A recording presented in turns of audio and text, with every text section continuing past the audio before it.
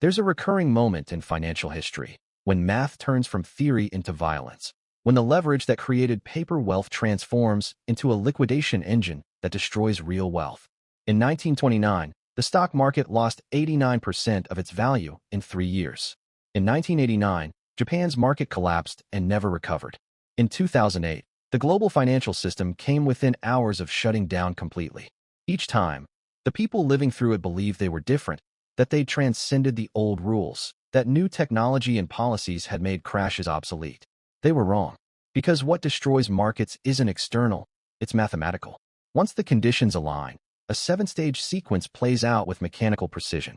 Today, in 2025, we're in stage 5 of that sequence. In 1929, the same stage triggered disaster within 18 months. This isn't prophecy, it's pattern recognition. 1929, the bubble forms. Stage 1. Easy credit creates artificial prosperity. In 1920, World War I ended and America became a creditor nation for the first time. The Federal Reserve, established just in 1913, was still learning how to wield its monetary supply powers. After the economy suffered a brief recession in 1920-21, the Fed decided to stimulate, slashing interest rates dramatically. By 1924, the Fed discount rate was only 3%. When credit is too cheap for too long, human behavior changes. Why save money when borrowing is nearly free? Why invest in productive businesses that take years to return capital when you can speculate on assets that double in months? The entire economic incentive structure shifts from production to speculation, from saving to borrowing. The margin loan insanity. Margin loans were the original financial weapon of mass destruction. You walk into a brokerage with $1,000, and the broker says, using that $1,000 as collateral, I'll lend you $9,000. You can buy $10,000 worth of stock. If the stock goes up 20%, you don't make $200, you make $2,000. A 200% return. But if your $10,000 position drops 10% to $9,000, and you owe the broker $9,000 plus interest, your entire $1,000 principal is gone. If the price keeps falling, the broker issues a margin call. You must deposit more money immediately, or they'll sell your stock at any price. By 1927, margin lending exploded. Money borrowed to buy stocks went from $1 billion in 1921 to $8 billion in 1929, an 800% increase, about 8% of U.S. GDP. Worse, it wasn't just investors borrowing from brokers. Brokers borrowed from banks. Banks borrowed from other banks. The entire financial system became a tower of debt, each layer dependent on the layer below, continuing to pay, to function, to believe. In 1928 and early 1929, called money rates, the interest rate on overnight loans sometimes spiked to 12%, 15%, even 20%. Brokers were paying 20% interest to borrow money for a single day because they could lend it at even higher rates to stock speculators, and speculators would pay it because stocks were going up 30%, 40%, 50% a year. That's bubble logic in its purest form. Borrow at any rate because returns exceed any cost, until they don't. Stage 2. Speculation replaces investment. From 1925 to 1929, the Dow went from 100 to 381, a 281% gain in 4 years. But corporate earnings only increased about 30%, dividends rose modestly. The price appreciation was almost entirely multiple expansion. People paying more for the same dollar of earnings because they believed prices would keep rising. The investment trust boom became a ticking time bomb. These 1920s versions of mutual funds used massive leverage. A trust would raise $10 million from investors, then borrow $5 million from banks. Now it had $15 million to invest. Buy stocks. Stocks go up. Trust's net asset value increases. Because investors were chasing returns, trust shares traded at a premium to their assets. Crazier still, some trusts bought shares of other trusts. You got nested structures. Trust A owned Trust B, which owned Trust C. Each one leveraged, each one trading at a premium. This was financial engineering designed to multiply returns on the way up, but it would multiply losses with equal ferocity on the way down. By 1929, nearly 750 investment trusts managed over $8 billion. The most famous example was Goldman Sachs Trading Corporation, which raised $100 million in December 1928. Shares immediately traded at a premium. In July 1929, they launched another one, the Shenandoah Corporation, raising over $100 million.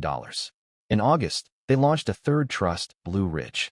This was a Russian doll of leverage and premium valuations, structures that would collapse layer by layer like a building being demolished when the market turned down. By mid-1929, speculation reached fever pitch. Stock prices rose so fast that people quit their jobs to trade full-time. Brokerage offices were packed with crowds watching ticker tape, cheering as prices climbed. A secretary bought 100 shares of RCA in March at $85. By September, it was worth $420. She made more speculating in 6 months than 2 years of salary. Why keep working? Stage 3, warning signs appear. Joseph Kennedy was one of the most successful speculators of the 1920s.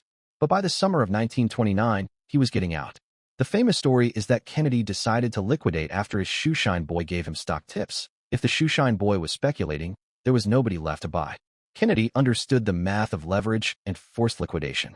When everyone owns stocks on 10% margin, a 10% decline wipes out their equity. When equity vanishes, brokers issue margin calls. When margin calls aren't met, brokers sell the stock. When brokers sell, prices fall further. When prices fall, more investors hit their margin limits. It becomes a self-reinforcing cascade. So Kennedy didn't just sell. He started building short positions, betting on the market falling. He wasn't trying to save the world. He was positioning himself to get rich from the disaster he saw coming. Bernard Baruch, the legendary financier, was also reducing positions throughout 1929. He'd lived through the panic of 1907, had seen bubbles form and burst, knew the signs. By summer 1929, he could feel the danger in the air on Wall Street. Conversations had a manic quality. Confidence crossed over into recklessness. Optimism became religious fervor. By October, Baruch had moved most of his portfolio into cash and government bonds. European money started fleeing in August. British banks watched American stock prices climb to levels that defied any fundamental analysis and quietly liquidated American holdings in September and early October. They'd seen the South Sea bubble in 1720, the railway mania of the 1840s. They knew that when valuations completely detached from earnings, when speculation was universal, when everyone believed this time is different, that's exactly when it was different, when it was most fragile. Corporate insiders were selling heavily throughout 1929, executives and directors liquidating holdings. They knew their company's earnings didn't justify stock prices, knew the market was pricing in years of growth that might never materialize. So they cashed out while retail investors were still buying the dream. Stage 4, prices detach from reality. On September 3, 1929, the Dow closed at 381.17, its all-time high. It wouldn't reach that level again until 1954, 25 years later. At that moment, the average stock was trading at about 32 times earnings. RCA, the era's darling tech stock, had an infinite PE ratio because it paid no dividend, plowing all earnings into expansion. General Electric traded at 35 times earnings, General Motors at 40. These were industrial companies with tangible products and real revenues, yet they were priced like growth tech startups. The crucial detail: corporate earnings had already peaked. Total corporate profits for Q2 1929 hit a high point and started declining in Q3. Factory orders were down, industrial production was down, commodity prices were soft. The real economy was rolling over, but stock prices kept climbing for 3 more months, completely detached from the fundamentals they were supposedly based on. The justification for these valuations came from New Era thinking. The phrase appears constantly in newspapers, investment letters, and academic journals.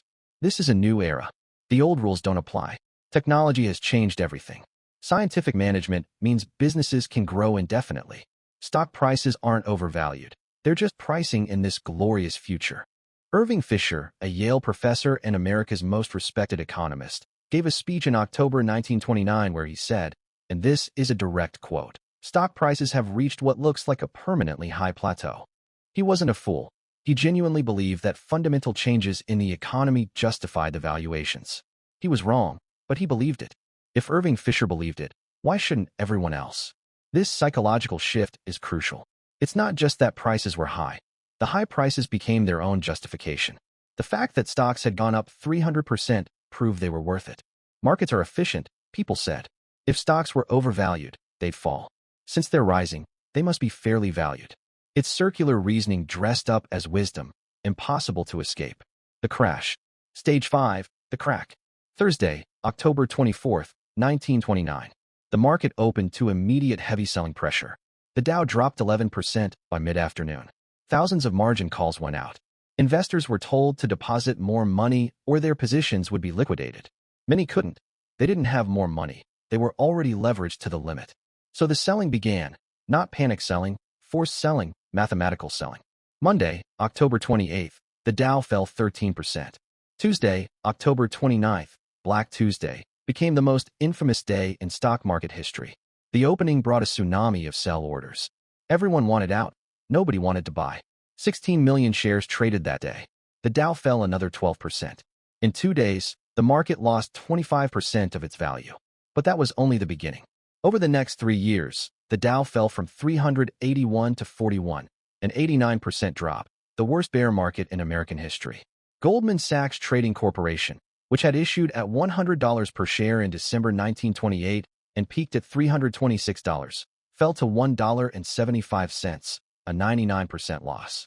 Shenandoah and Blue Ridge basically went to zero. Billions in wealth evaporated.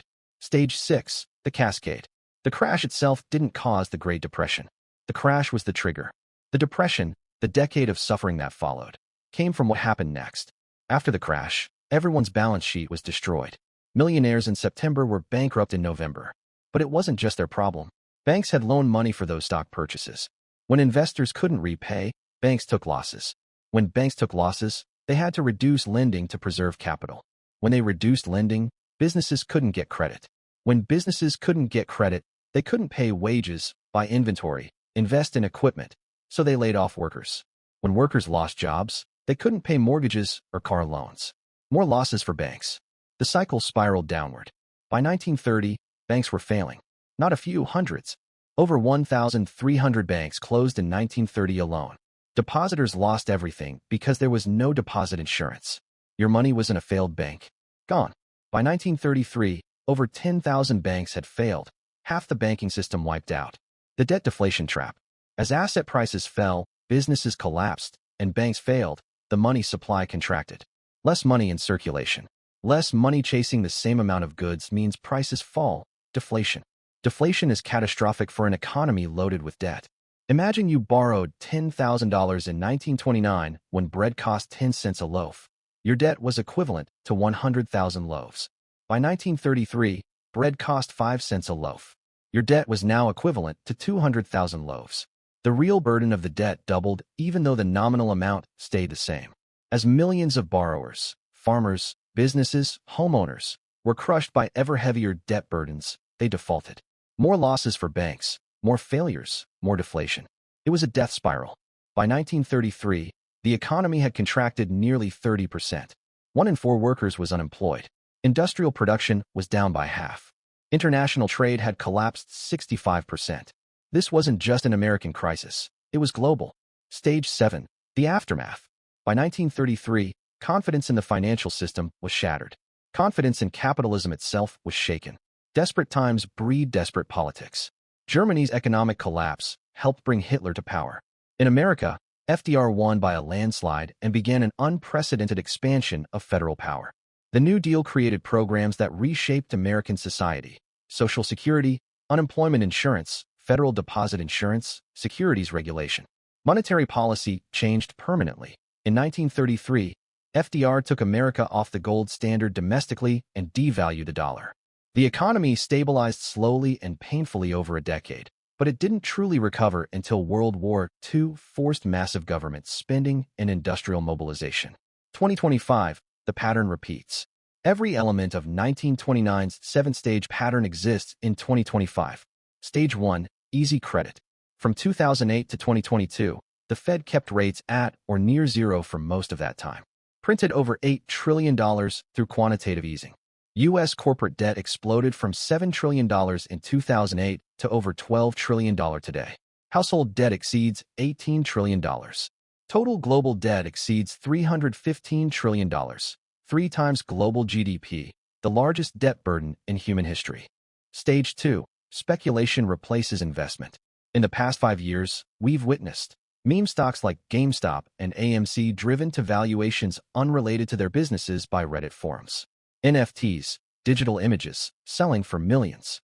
SPACs, blank check companies, raising billions without knowing what they'd buy.